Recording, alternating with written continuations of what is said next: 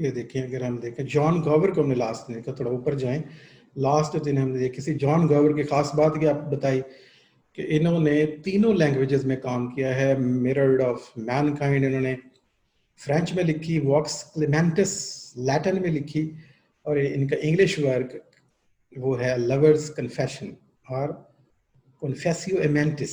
ये अगर टाइटल आ जाएगा तो थोड़ा आपको कंफ्यूज कर सकता है कि ये शायद किसी और ज़बान का होगा। बिल्कुल, ये कॉन्फेसियो एमेंटिस लैटिन में, टाइटल लैटिन का है लेकिन पोइम इंग्लिश की है। जॉन गॉवर को हमने देखा कि ये उन्होंने 3 वर्क किए और ख़ास बात के तीनों में उन्होंने काम किया। ऑर्डर ऑफ द गार्टर आपने जाना, और ये कहाँ से स्टार्ट हुआ, वो कौन सा इंसिडेंट था, वो भी आपको पता चल गया। और ये बिल्कुल न्यू शिवलरिक कोड था 1348 में, जैसे बिल्कुल कॉपी किया गया पुराने आर्थर के शिवलरिक कोड को। और इसका मोटो भी, ये चूँकि हम इसे नहीं पढ़ सकते हैं, लैटिन में है या फ्रेंच में है, लेकिन इसका मतलब हम जानते हैं कि shame on him who thinks evil of it, यानी सैश या कोई आर्टिकल जो फीमेल का गिर गया है उसको उठा के देना, शर्मिंदा नहीं होना चाहिए इसमें। This is also a courtesy. तो उसके अलावा हमने जो कल पढ़ी उस बहुत ही दिलचस्प पोइम हमने एक देखी, sir Gwen and green night, जिसमें हमने क्रिश्चियन टच भी लिया, और इंग्लिश में पोइम लिखी गई है जो कि आर्थरियन रोमांस को मिक्स कर रही है क्रिश्चियन ट्रेडिशन के साथ। ओके, ये लास्ट डे हमने ये सारा कुछ सीखा है, अगर आपको, और ये चीज़ें आपको आनी चाहिए। Geoffrey Chaucer now comes to the today's topic is Geoffrey Chaucer, बहुत इंपॉर्टेंट ऑथर। जेफरी चौसर से सवाल ना आए आपके पेपर में, ये नहीं हो सकता। बिल्कुल यूँ समझें कि एक से ज़्यादा बल्कि इनके ऊपर क्वेश्चन आ सकते हैं। बहुत अहम ऑथर शुमार होते हैं। और जेफरी मनमौत और इनमें फ़र्क कीजिएगा, दोनों नाम के साथ जेफरी आता है, तो ये चौसर के नाम से फेमस है, जेफरी चौसर। ये इनका पोर्ट्रेट है, ये देखें, ये आपको नज़र आ रहा होगा, you can see that portrait. और हम इसको जूम भी कर देते हैं बाद में, ताकि कंप्लेन आती है कि आपको टेक्स्ट सही दिखता नहीं है। ये देखें जेफरी चौसर, ये एक पोर्ट्रेट है, क्लासिकल इमेज है। ये हॉर्स पे ये राइड करके जा रहे हैं पिलग्रिमेज के ऊपर। Chaucer's riding on his pilgrimage, the figure is adopted from standing portrait, the pen case shows he is a writer. Pen case हमें क्या शो कर रहा है कि वो इन्होंने एक राइटर हैं। He points to the beginning of the tale, he tells about Melibee. जो टेल चौसर सुनाते हैं ना कैंटरबरी टेल्स के अंदर, उनकी अपनी टेल का नाम है, दैट वाज अबाउट मेलिबी, एक कैरेक्टर के बारे में है। खैर, ये तो उनका पोर्ट्रेट था, आप उनको देख सकते हैं। उसी ज़माने में किसी ने शायद बनाया है, कैमरे नहीं होते थे तो तस्वीरें तो नहीं बन सकती थी, तो एक इस तरह के ही पोर्ट्रेट बनाए जाते थे, आर्टिस्ट बनाते थे। Geoffrey Chaucer was born about 1342, exact date का नहीं पता, हम इसके साथ सी लगा सकते थे, सी डॉट। जब किसी डेट को आप कंफर्म ना हो तो आप एक लैटिन एक ये तरीका यूज़ कर सकते हैं। ये देखिए नीचे बिल्कुल लिखा भी हुआ है सी। तो ये सी डॉट जो है इसका मतलब होता है circa. Circa mean in Latin approximately, यानी राउंड अबाउट या about. 1342 in Vintry, the Winter Street in London walled city. London में पैदा हुए थे और उस टाइम पे लंदन एक वॉल्ड सिटी था जिसकी दीवारें भी हुआ करती थी। और with near by Westminster, Westminster जहाँ पे आज हुकूमत का कारोबार चलाया जाता है। दिस देन हैड सरका यानी round about c dot 30,000 inhabitants. उस वक्त लंदन की आबादी थी जब चौसर पैदा होते हैं 30,000 लोग रहते थे लंदन। और अपने टाइम के अतबार से ये भी बहुत ज़्यादा तादाद थी जब सिटी वॉल्ड हो चारों तरफ से। The current metro area population of the London इन 2020, आज के टाइम पे 2020 में इसकी आबादी जो है वो 90 यानी 93 लाख है। 93 लाख जो है इसकी आबादी है, 30,000 से 90 लाख हो गई है 2020 में। अभी भी मैं समझता हूँ उनकी कंट्रोल है। कराची की आबादी तो शायद 1.5 करोड़ के लगभग है, अनकंट्रोल्ड है कोई। और इतने मसाइल हैं कराची के अंदर, आप समझ सकते हैं। जितना बड़ा शहर बन जाता है फिर उसे हम मेट्रोपॉलिटन सिटी कहते हैं, बड़े शहर को मेट्रो कहा जाता है। खैर, his father and grandfather were wine merchants. ठीक है, ये शराब का कारोबार करते थे इसके जो फादर और ग्रैंडफादर, क्योंकि वाइन जो है हमारे माशरे में तो ज़ाहिर बुरी समझी जाती है, हमारे मज़हब में चूँकि हराम है, लेकिन उनके यहाँ इसकी ममानत नहीं है, तो इस बात को बुरा नहीं गर्दाना जाता। But Geoffrey became a king's man, a professional royal servant, holding a series of the posts, including collector of customs and clerk of the king's works. लेकिन जेफरी ने वो बिजनेस नहीं किया, बल्कि जेफरी को पढ़ा लिखा के वालदैन ने जो है ना वो सिविल सर्विस में डाल दिया। जैसे हमारे यहाँ आजकल ये सारे काम सिविल सर्विस के हैं, तो रॉयल सर्वेंट हो गया।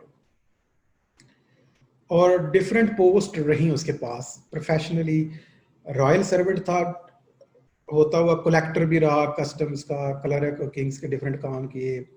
He was also a diplomat, और फिर जो कि पढ़ा लिखा था तो और तरक्की करता हुआ डिप्लोमेट बना। डिप्लोमेट वो लोग होते थे जिनको एक कंट्री दूसरी कंट्री में भेजा जाता है, सिफारतकार जैसे कहते हैं, ताकि अपनी कंट्री के ताल्लुक बनाए जाएं। तो हर जो मुल्क होता है वो दूसरे मुल्क में अपने डिप्लोमेट भेजता है। Who traveled on the king's business, often to France, अक्सर तो इन्हें फ्रांस जाना पड़ता था, once to Spain, twice to Italy। यहाँ से आप अंदाजा लगा ले कि डिप्लोमेट, एज ए डिप्लोमेट, और पिछली निचली सारी पोस्टों पे भी वो काम करते रहे। कितना वास्ट एक्सपीरियंस था दुनियादारी का, जो दुनियादारी का इल्म है वो जेफरी चौसर, इसका मतलब अपने दौर का दुनियादार इंसान था, समझदार आदमी था। इसीलिए तो छोटी छोटी पोस्टों से बड़ी पोस्ट और बड़ी से फिर डिप्लोमेट बनना, और फिर डिफरेंट कंट्रीज में जाके जब वो अपनी कंट्री को रिप्रेजेंट करता होगा तो माशरों का तकाबल भी उसके ज़हन में आता होगा। His name occurs 400 times in the records, not as a poet, poet के तौर पे नहीं। जो ब्रिटिश का रिकॉर्ड चेक करें तो उसमें 400 दफा इस बंदे का नाम आता है। और he lived in London, जैसे आप इसकी एक्सपीरियंस का अंदाजा लगा सकते हैं, vast experience, day to day जो वर्ल्ड है उसके बारे में। And in Kent surviving the Black Death, और उसके बाद इसका एक्सपीरियंस देखें। अपने टाइम पे ब्लैक डेथ एक इवेंट हुआ, यानी कि एक बीमारी फैल गई थी, वबा फैल गई, जैसे आजकल कोरोना जो है उसकी पैंडेमिक है। तो ब्लैक डेथ जो है ये ताउन को कहते हैं, ताउन की जो बीमारी होती थी उससे प्रॉब्लम होता था उसको कहते थे ब्लैक डेथ। उस जमाने में बड़ी वबाएं फैलती थी, क्योंकि सैनिटरी जो नॉलेज था और जो मेडिकल का नॉलेज था वो इंसानों के पास बहुत कम था। और 30,000 के शहर में जब लोग एक दूसरे के साथ रहते हैं और उन्हें सफाई का भी ना इल्म हो और बीमारी के काज का भी ना पता हो, तो फिर कई बीमारियां फूटेंगी, और उनमें आपका बच निकलना भी एक एक्सपीरियंस है। सर्वाइव किया उन्होंने ब्लैक डेथ को। फ्रेंच वॉर्स देखी उन्होंने, एंड पेजेंट रिवोल्ट देखा।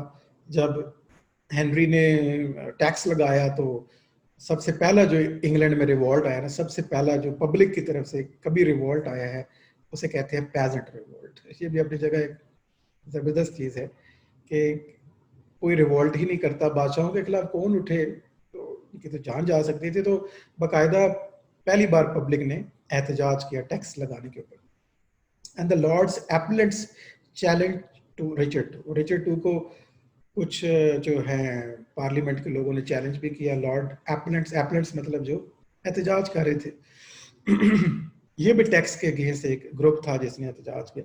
And Richards deposition by the Henry IV, और इक़्तिदार का जो है वो चेंज होना, ये भी जेफरी चौसर ने देख रखा है। तो यहाँ से आप आइडिया लगा सकते हैं चौसर का जो वाइड नॉलेज अबाउट पीपल, जो फिर उसकी राइटिंग में हमें नजर आएगा। खासतौर पे कैंटरबरी टेल्स जब उसने लिखी तो धूम मच गई दुनिया में, और अभी तक वो पढ़ी और पढ़ाई जाती हैं। आपका इवन एमए इंग्लिश में, या आपको याद होगा जिन्होंने एमए इंग्लिश स्पेशली किया है, तो उनका वास्ता जब यूनिवर्सिटी या कॉलेज में जब गए थे तो उनका जो पहली बुक उन्हें थमाई गई थी वो चौसर ही की थी। हाल तो सिलेबस में सिर्फ prologue to the Canterbury Tales शामिल है, सारी टेल्स शामिल नहीं है। Chaucer's writing reveals nothing of these, nor of his personal life. उसकी राइटिंग को अगर देखें तो वो बिल्कुल पर्सनल लाइफ को इस तरह से सामने नहीं रखता जैसे आप सम टाइम लोग ऑटोबायोग्राफिकल नॉवेल्स लिखते हैं और अपनी पर्सनल लाइफ भी उनकी नजर आती है। डिकन्स के नॉवल हम बाद में देखेंगे, पर्सनल लाइफ नजर आएगी उसके अंदर हमें। लेकिन एक्सपीरियंस जो है वो काउंट होगा। His mother married 3 times, personal life में भी आप देखें तो उसकी मदर ने 3 टाइम शादी की। He himself married Philippa, daughter of a Flemish knight, ठीक है। और तो ये भी इनके पास इल्म था, इनकी अपनी शादी जो है वो फिलिप्पा से जो है कि एक नाइट की बेटी थी। Her sister later become John of Gaunt's third wife, वो एक और लॉर्ड है। इनकी सिस्टर जो है वो उनके साथ ब्याही गई। And Geoffrey sister was a nun, okay.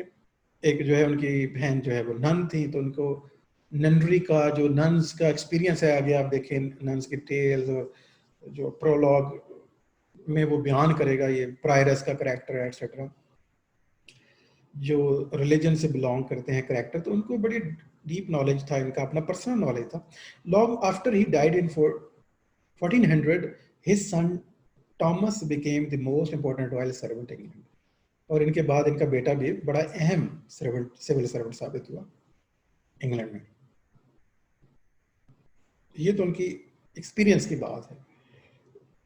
बखूबी आपको आइडिया हो चुका है कि वो किस तरह से उन्होंने जगह जगह मुल्कों मुल्कों गए और डिफरेंट पोस्ट पर रहना, और फिर अपनी फैमिली एक्सपीरियंस भी उनके पास अच्छा है, सोशल एक्सपीरियंस भी उनके पास बहुत अच्छा है, पॉलिटिकल एक्सपीरियंस भी बहुत अच्छा है, रिच है।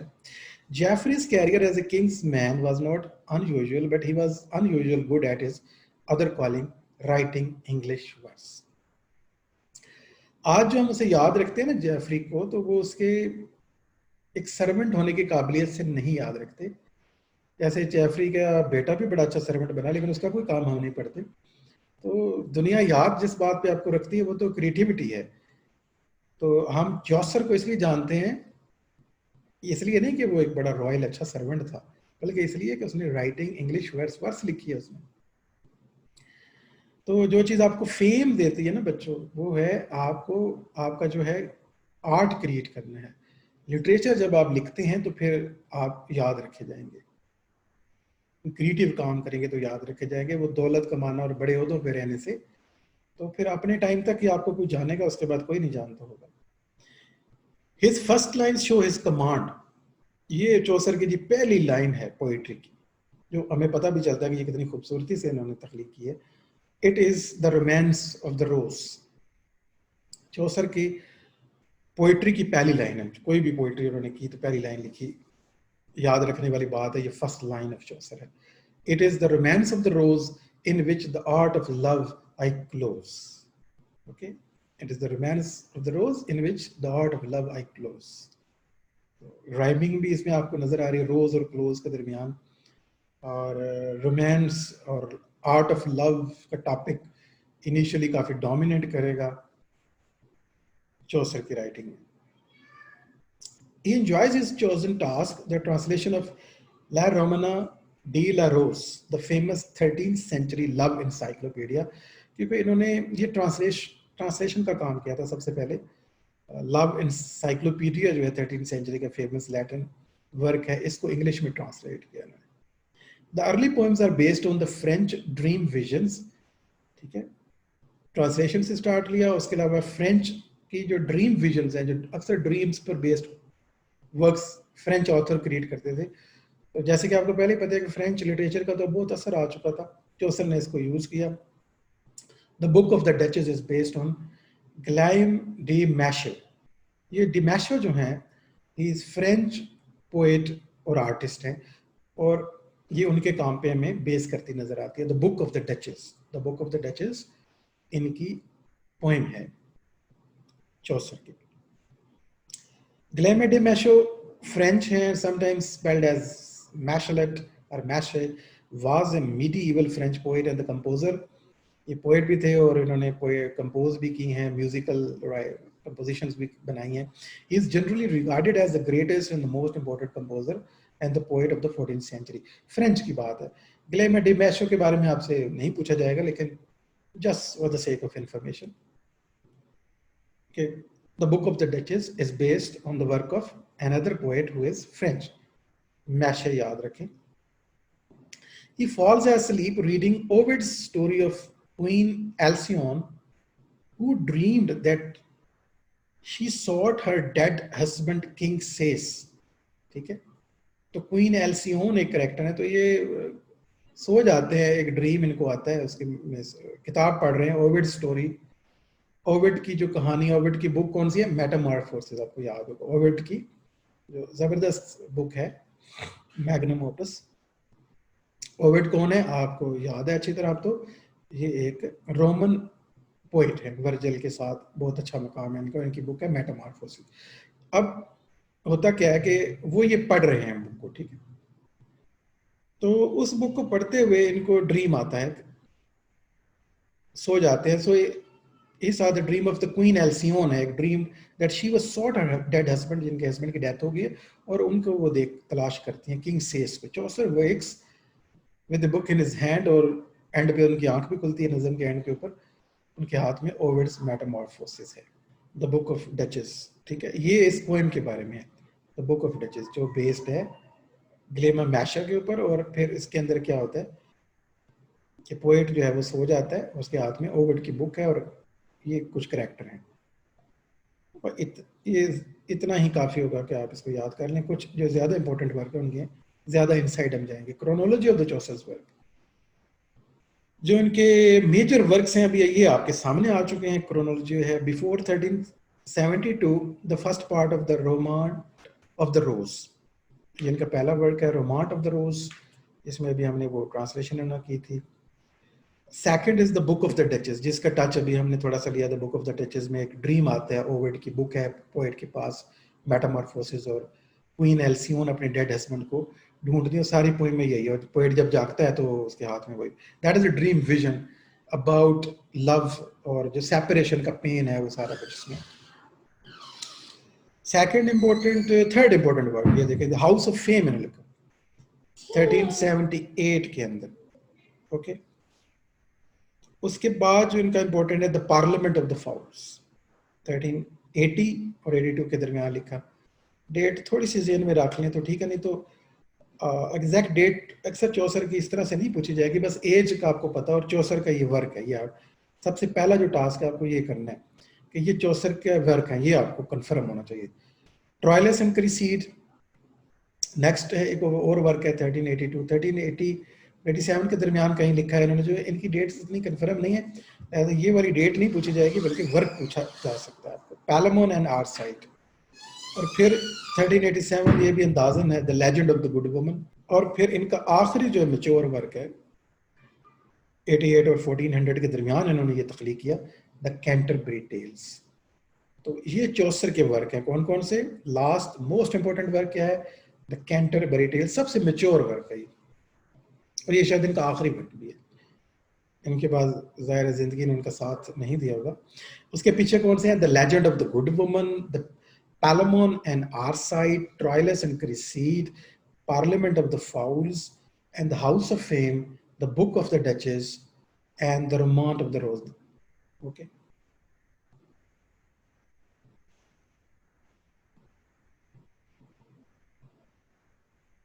ये इनके काम है चौसर के, तो जिनमें से हमने एक का हल्का सा टच लिया, the book of the Duchess, जो है वो भी एक ड्रीम है about love and separation on pain को डिस्कस करता है, और टोटली बेस्ड भी है एक और पोएम के ऊपर, और वो आगे से फिर बेस्ड है, जिसमें बेस्ड है या रेफर है, उसके अंदर रेफरेंस मौजूद है ओविड की मेटामॉर्फोसिस का। The house of Fame, another work is a 3-part vision, it is again an vision. तो विजन एक ड्रीम लाइक एक कंडीशन होती है जिसमें आप देखते हैं, in which the dreamer or dreaming poet finds himself in a temple of Venus, ठीक है। ये एक और ड्रीम पोएम है, द हाउस ऑफ फेम भी। इससे पहले जो पोएम है द बुक ऑफ डचेस, उसमें भी ड्रीम है, और ये एक और ड्रीम पोएम है द हाउस ऑफ फेम।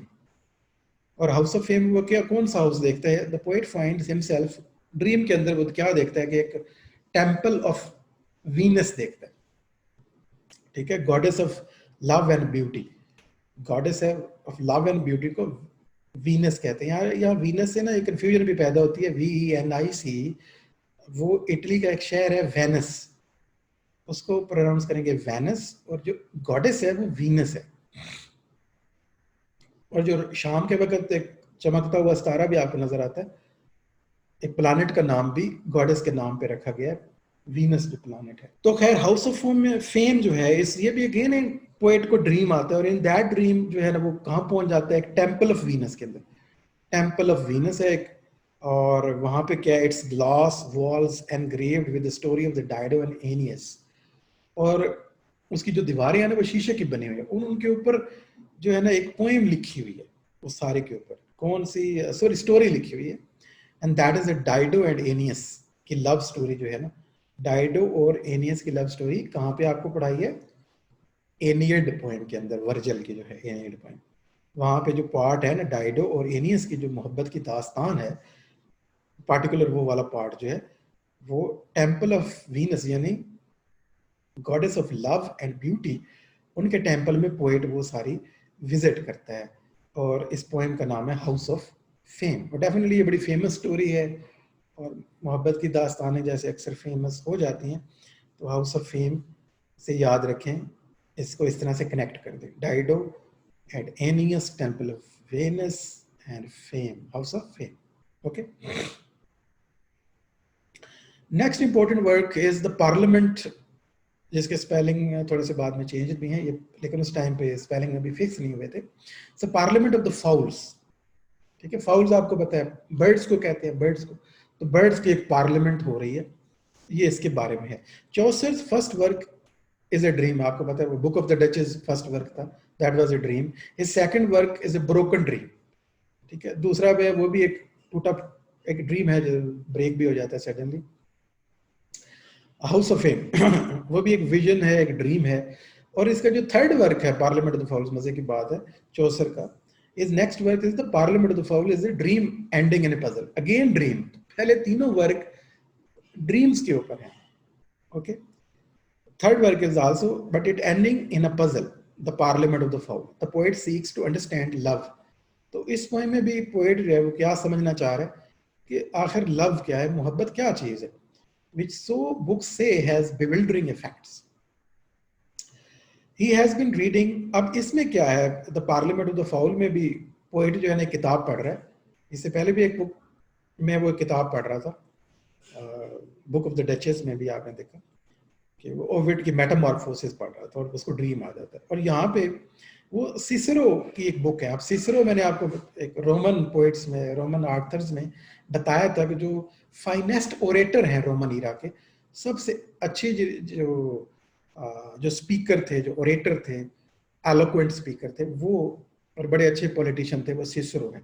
तो सिसरो की जो बुक है सीपीओज ड्रीम जो है उनकी बुक, वो पढ़ रहा है पोएट, इन विच अफ्रीकैनस, अफ्रीकैनस अब उस बुक में एक करेक्टर है अफ्रीकैनस, ये सीपीओ एक जनरल थे, रोमन एक जनरल थे, ठीक है, उनकी लाइफ के ऊपर सिसरो ने बुक लिखी, सीपीओज ड्रीम के नाम से, और उसके अंदर एक करेक्टर है अफ्रीकैनस, explains how the immortal soul can attain the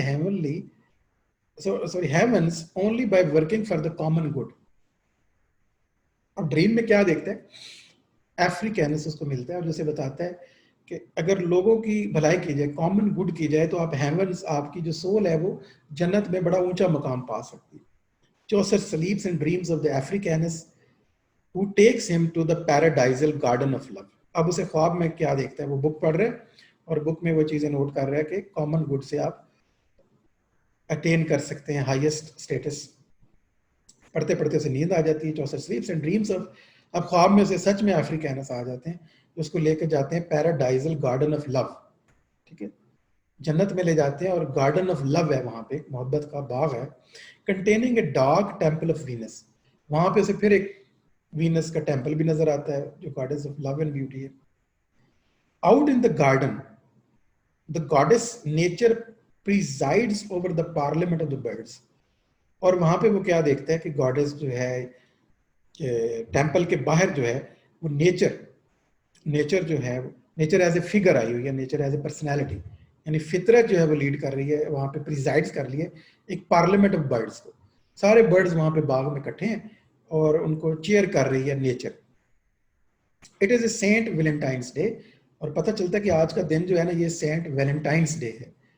अब आप लोग नौजवान हो सारे तो अच्छी तरह जानते हैं वैलेंटाइंस डे कौन सा होता है, हमारे यहाँ भी अब तो ये सेलिब्रेट हो रहा है, मोहब्बत करने वालों का दिन, अब मुझे याद नहीं कि फेब की कोई डेट है शायद गालबनस की, तो ये सेंट वैलेंटाइंस डे है उसमें कभी। अब when fowls birds choose their mates, तो कहा जाता है कि इस दिन जो है ना सारे परिंदे अपने मेट्स जो हैं, जो पार्टनर हैं, वो चुनते हैं, अपने अपने साथियों का इंतखाब करते हैं साल के उस दिन में। और ये सारे लोग अब इकट्ठे हैं, सारे बर्ड्स, और नेचर प्रिजाइड कर रही है इनको, और परिंदे जो है ना उन्होंने अपना अपना साथी चुनने आज से। और ये सेंट वैलेंटाइंस डे है, क्योंकि सेंट वैलेंटाइंस डे इसी दिन के इंतखाब के लिए है। 3 noble eagle seek the hand of a beautiful female. बाकी तो मसला चले कोई नहीं, इस पॉइंट स्टोरी में जो ट्विस्ट है वो ये है, 3 नोबल ईगल्स हैं। ईगल्स जो परिंदों में सबसे नुमाया परिंदा होता है ईगल, ठीक है, उकाब, जिस पर अल्लामा इकबाल ने भी बड़ी पोइट्री की है, शाहीन के ऊपर जो है, तो ये नोबल एक बर्ड है। सो लेकिन प्रॉब्लम यह है कि 3 नोबल बर्ड जो है ना वो एक ही फीमेल को चाह रहे हैं अपना मेट बनाना। एक जी फीमेल जो बर्ड है, ईगल शाहीन है, द फॉर्मल उनका नाम है, फॉर्मल को, each protesting that he will die if she will not have him. और हर बर्ड क्या कह रहे हैं उसको कि अगर तुमने हमें ना चुना तो हम मर जाएंगे, तुम्हारे बगैर हम नहीं रह सकते, और अगर तुमने हमने अपना साथी ना बनाया तो हम तो मर जाएंगे। सो फॉर्मल ने अब डिसाइड करना है कि 3 ईगल नोबल बर्ड्स में से किसकी साथी उससे बनना कबूल है। Nature calls halt and ask the formel to decide. अब जो कि इसका डिसीजन नहीं हो रहा, लिहाजा बाकियों के मेट्स तो डिसाइड हो गए हैं, लिहाजा नेचर सारी मीटिंग रोकती है और पूछती है फॉर्मल से कि तुम फैसला करो कि किसका साथी तुम्हें बनना है। The formal uses are the words here the words with which the king declined a bill presented by the parliament। अब यहाँ जो वर्ड्स लिखे हैं ये एग्जैक्टली वही लफ्ज हैं जो उस जमाने के बादशाह ने, यानी चौसर को आपको पता है रॉयल कोर्ट का एक्सपीरियंस था, तो वहाँ पे एक पब्लिक की तरफ से बिल पेश हुआ था कोई रिलीफ पाने का, जैसे बादशाहों के सामने पेश होते हैं कि ये पास कर दें। तो बादशाह ने क्या कहा था, the king will think over it, think it over, the king will think it over, कि बादशाह इस पे सोचेगा। तो अब ये एक ऐसा जवाब है, जब आप किसी को कहते हैं ना कि मैं इस पे सोचूंगा, तो ना तो ये इनकार होता है और ना ही कोई खुलम खुला एक्सेप्शन है, ना रिजेक्शन है, तो दरमियान में पोस्टपोनमेंट वाला जो तरीका होता है। So nature dismisses the parliament. अब ये जो अब यही जवाब जो है ना वो फॉर्मल देती है उन तीनों को कि I will think about it, I will think about it, यानी कोई फैसला नहीं करती, पोलाइटली मतलब उसको डिक्लाइन कर देती है लेकिन कोई डिसाइड नहीं करती।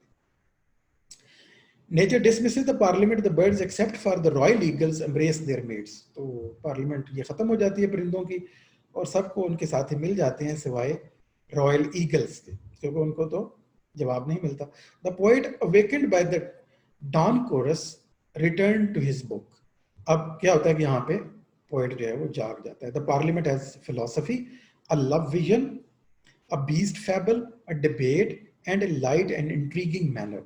तो ये सारी चीजें हैं पार्लियामेंट ऑफ द फाउल जो है, इसमें अंदर एक फिलोसफी भी है, एक लव विजन है, बीस्ट फैबल भी है क्योंकि एनिमल और बर्ड्स जो है वो बात कर रहे हैं इसके अंदर, डिबेट है, and light and intriguing manner. Chaucer mixes genres and attitudes. इसके अंदर चौसर ने जॉनरास और एटीट्यूड सारे मिक्स कर दिए। He is a bookworm seeking enlightenment about love and all who will never be a nightingale।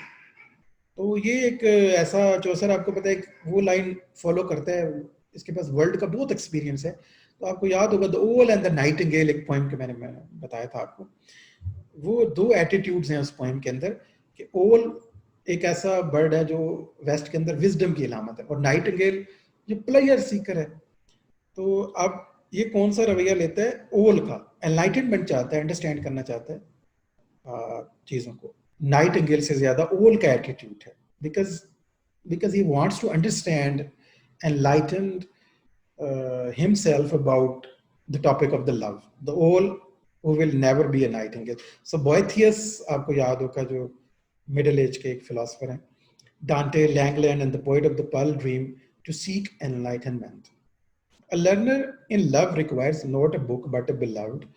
If we rerun the dream backward, The formal calls the bluff of her noble suitors the eagles who will not die.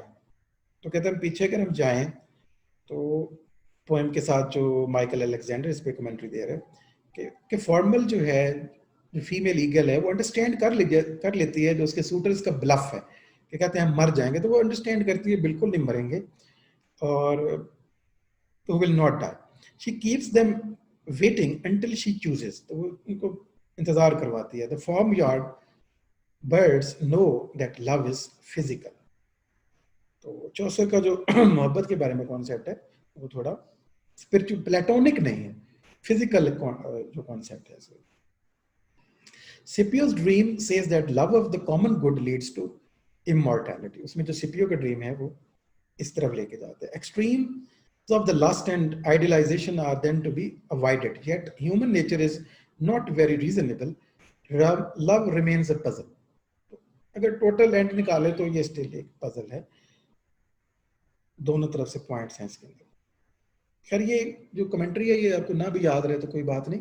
Main story जो है वो idea आपको हो चुका है. The parliament is not equalled in French. मजे की बात यह है कि the parliament of the foul जो है ये ऐसी किताब है जो जिसने इंग्लिश में जो राइटिंग है उसके स्टैंडर्ड को बेटर किया, और इस तरह के फ्रेंच में कोई एग्जाम्पल नहीं मिलती जिनको ज्यादातर लोग कॉपी कर रहे थे फ्रेंच लैटिन लिटरेचर से. तो इंग्लिश जो है उसका लेवल रेज किया है. चौसर ने एक ऐसी पोएम लिखी जो बिल्कुल अनइक्वल्ड है. Chaucer's work drew on Latin and in modern languages on models in French. The Book of the Duchess जैसे फ्रेंच पे मॉडल है, मैशो पे जैसे मैंने बताया, इटालियन मॉडल भी इन्होंने यूज किया है, जैसे ट्रायलस आगे एक वर्क है इनका. He brought modern European modes into English. He seems to have read Langland but not Goen. तो गोएन का अंदाजा है कि शायद उनको नहीं पढ़ा इन्होंने, जो गोएन के राइटर हैं, क्योंकि इनके काम में वो आर्थरियन रोमांसेस का टच नहीं मिलता. The prologue to the legend of the good woman is Chaucer's last love vision. अब एक और लव विजन है, the legend of the good woman, और उसका जो प्रोलॉग है स्पेशली लास्ट लव विजन है. लव विजन के ऊपर आप लगातार पोएम्स देख रहे हैं चौसर की. Written in the first decasyllable couplets in English. Decasyllable क्या है?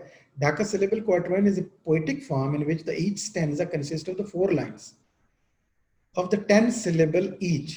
Okay, usually with rhyme scheme जो है ना वो A B B R A B हो सकती है. अब ये जो syllable और feet क्या है या rhyme scheme क्या, इस पर मेरी कोशिश है कि आपके लिए एक सेपरेट लेक्चर लेके आऊँगा. पोइटिक जो डिवाइसेस हैं इनको हम किसी एक लेक्चर में अंडरस्टैंड करेंगे very soon. It opens in a May landscape full of flowers. The courtly May Day love cult involved flowers, especially the daisy. The legend of the good woman में again is a love vision. The prologue is the most autobiographical of the Chaucer's vision and is last charade in the worship of love. The Victorian loved it. Victorian age में इसको बहुत पसंद किया गया. और ये जो अभी जितनी भी आपने 3-4 पोएम्स शायद हमने देखी हैं, सारी की सारी लव विजन्स हैं. इनका टॉपिक मेन थीम जो है वो मोहब्बत ही है. आखिर वो क्या चीज़ है, और उसी के गिर्द जो है ज़्यादातर विजन भी हैं, ड्रीम्स भी हैं इसके अंदर, और मोहब्बत के बारे में नज़में हैं. तो ये आखिरी इसका काम था इसके ऊपर, एग्जैक्ट उस थीम को लेकर के. लेकिन एग्जैक्ट जो है वो मोहब्बत के या लव के टॉपिक उसने अभी छोड़ा नहीं है. अभी मोस्ट मेच्योर वर्क जो है वो तो prologue to the Canterbury Tales में आ जाएगा, जब ये सोशल क्रिटिसिज्म करेगा, मुआशरे की खामियों को हाईलाइट करेगा, एक सोशल कमेंटेटर के तौर पे हमारे सामने आता है. तो एक नई अगली जो इसकी फेमस वर्क है, that is a Troilus and Criseyde. Another important and famous work is Troilus and Criseyde. The poem set in Troy.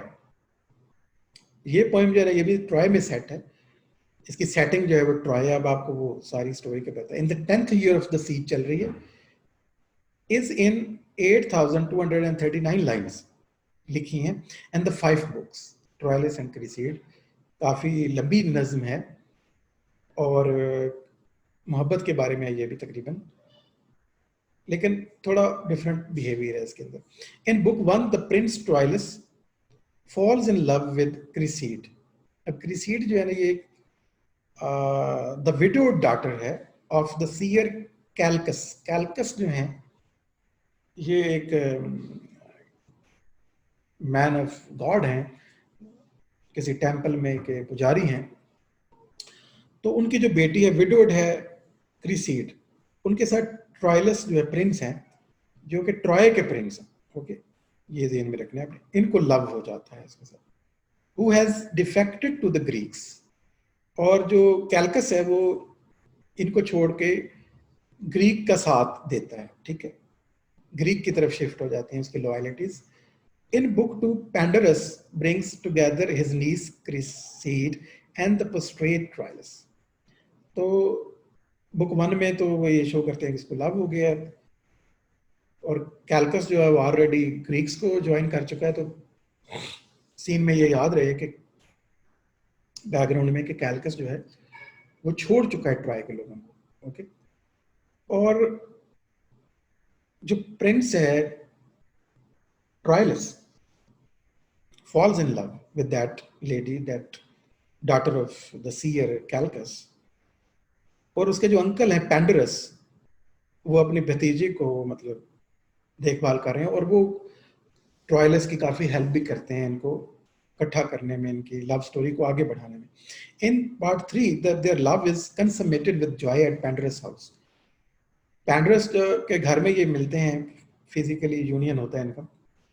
In 4 the Trojans agree to swap Cresside for the captured Antenor। और लेकिन कहानी में twist ये है ट्रायलस और क्रेसीड के अंदर कि जब इनको लाभ हो जाता है, लेकिन पीछे जो कि लड़ाई चल रही है, वॉर चल रही है, तो कैल्कस जो है ना वो चाहता है कि मेरी बेटी जो है मुझे दे दी जाए। बेटी उसकी तो कहाँ पे है, ट्रॉय के पास है। वो तो ट्रोजन है बेसिकली, लेकिन बाप उसका छोड़ चुका है, ट्रोजन को धोखा दे चुका है और ग्रीक के साथ मिल गया। तो ग्रीक जो है वो कहते हैं कि किसी तरीके से वो उनको मनाता है कि मुझे बेटी वापस दिलवा दें, और उनका जो ट्रॉय का एक कैप्चर्ड पर्सन है एंटेनोर, उसके साथ स्वाप कर लें, यानी वो हमें एक मुजरिम हमें दे दें, ये अपना वापस ले लें जो हमने इनका बंदा पकड़ा हुआ है, और उसके बदले में दे दें हमें मेरी बेटी। कहते हैं कि कैल्कस कहते हैं वापस दिलवा दें, क्रिसीड इसका नाम है। तो ये बात तय हो जाती है। ये बात अभी ट्रायलस को नहीं पता। In 4 the Trojans agree to swap Criseyde for the captured and. Swap मतलब एक्सचेंज करना, ठीक है। वो कहते हैं हमने जो ट्रोजन बंदा पकड़ा हुआ है ये आप वापस ले लें और उसके बदले में क्रिसीड दे दें, तो ये चेंज हो जाती है। In 5 Criseyde alone among the Greeks strong accept the protection of the Diomede. तो डियोमेडी जो जनरल है, जो ग्रीक वॉरियर है, वो इनको एक्सचेंज करवाता है, वो लेके जाता है। और बैकग्राउंड में क्या है कि जब ट्रायलस को पता चलता है तो उस वक्त तक क्रिसीड जो अपने फादर के पास जा चुकी होती है, और वहां पे मजे की बात है कि वो एक्सेप्ट कर लेती है ग्रीक्स का जो है ये प्रोटेक्शन डियोमेडीज के। डियोमेडी जो है उसको अच्छी लगती है और वो चाहता है कि वो उसको शादी कर ले इसके साथ, क्रिसीड के साथ, और उसका बाप भी मान जाता है। और क्रिसीड सर्कमस्टांसेस में फंस जाती है, वहाँ उसकी जान को भी खतरा होता है। अगर वो एक्सेप्ट ना करे तो उसको लगता है कि शायद वो प्रॉब्लम हो जाएगा उसके लिए, तो वो सर्कमस्टांसेस के आगे हथियार डाल देती है, गिव अप कर देती है, मान जाती है, एक्सेप्ट कर लेती है protection of Diomede. Troilus trust her to return. Troilus को पूरा यकीन होता है कि उसकी जो मोहब्बत है उसमें बहुत ताकत है, और ट्रायलस और क्रिसीड को कोई जुदा नहीं कर सकता, और क्रिसीड जो है वो ज़रूर जो है वापस आ जाएगी और कभी वहाँ नहीं रुकेगी। ये जो गलती से उसको एक्सचेंज कर दिया गया है, क्रिमिनल जैसे एक्सचेंज होते हैं, तो लेकिन बाद में पता चलता है कि उसने तो मान लिया और वो उसे यकीन भी नहीं आता। And when her infidelity is proved is killed. और जब यहाँ चूंकि एक लाइन में सारा लिख दिया हमने, तो कहानी में ये है कि जब उसे पता चल जाता है कि उसने एक्सेप्ट कर लिया, और ये वो बेस बदल के आता भी है कैंप में, और क्रिसीड को बात करते हुए भी देखता है, और वहां से उसे पता चलता है कि ये तो मुझे छोड़ चुकी है मुकम्मल तौर पे। तो अब उसके अंदर एक जो इंटेग्रिटी थी, जो सिंगलनेस थी, वो डिस्ट्रॉय हो जाती है, उसको अंदर से वो पजल हो जाता है, ब्रेक हो जाता है। और बाद में जब दोबारा से जंग अगले दिन स्टार्ट होती है तो वो एक्किलीज के हाथों मारा जाता है। ट्रॉयलिस्ट जो है अच्छा होता है, बहादुर होता है, लेकिन क्योंकि अंदर से अब उसे धोखा दिया जा चुका होता है, उससे जिस बंदे पे से यकीन होता है कि उसे नहीं छोड़ के जा सकता, क्रिसीड के ऊपर जो उसकी बिलव्ड है और उन्होंने मोहब्बत और कस्में और वादे भी कर रखे हैं, तो जब उसे उस आंखों देखा वो प्रूफ लेता है, उसके बाद वो ब्रेक हो जाता है और फिर जब एक्लिस का सामना करता है तो बिल्कुल उससे नहीं बच पाता है। यानी खुद को एक तरह से सेल्फ मर्डर है आप इसे कह लें, यानी खुद ही एक्लिस से लड़ने चला जाता है। एक्लिस आपको पता है बहुत बहादुर और एक बेरहम किस्म का वॉरियर था। द सारो is double, the tragedy has 4 books of the सारो। यहाँ बहुत ज्यादा दुख हमें नजर आता है इसके अंदर। जो पिछली ड्रीम विजन है ना, उनमें मोहब्बत और सेपरेशन की चीज तो थी, लेकिन उसमें बड़ा अच्छा एक ड्रीम लाइक एक कैफियत थी और मोहब्बत तो और खुशी ज्यादा डोमिनेट थी, जबकि जॉय यहाँ पे कम है, सारो ज्यादा है। 4 बुक्स, इसकी 5 बुक्स हैं जिनमें 4 तो सारोज पे हैं। वन ऑफ द जॉय वो कौन सी, जब वो पेंडरोस के हाथ घर में मिलते हैं। In its rhyme royal a stanza rhyming A B C Troy, ये उस राइम रॉयल में लिखा गया है, तो ये भी हम बाद में देखेंगे क्या चीज है। Troy often rhymes with joy, Troy and joy को राइम किया गया। Criseyde and deed, Criseyde deed, Troy joy. The end is foreknown. The interest lies in its detailed unfolding. This story had been developed in Boccaccio's Philostrata, जो है Philostrata, from the Troy book, elaborated in the Middle Ages out of Homer, Virgil, and Statius. Statius was a Roman poet of the first century. एक और ये Roman के poet है। तो first ये story जो है ना डेवलप हुई थी Boccaccio's Philostrata के अंदर, जो कि ट्राई बुक के बारे में जब वो लिखता है तो ये कहानी की बुनियाद वहां पे पड़ी हुई है, जहां से लेकर के चौसर ने ट्रायलिस एंड क्रिसीड जो है वो अपनी एक लेंथी 5 बुक्स पे एक लंबी नज़म लिख दी है और जो ज्यादातर एक ट्रेजेडी है।